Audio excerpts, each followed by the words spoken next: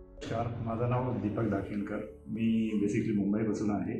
मी हा EFTचा course join केला होता. त्यांचे काही वेबिनार्स मी अटेंड केले होते आणि त्याच्यावरून मला इकडे येण्याचा एक प्रोत्साहन भेटलं की इथे यावे आणि यांच्याकडून शिकावे. इथे आल्याच्यानंतर मला जे काही माझ्या मनामधले जे डाऊट्स होते ते क्लिअर झाले.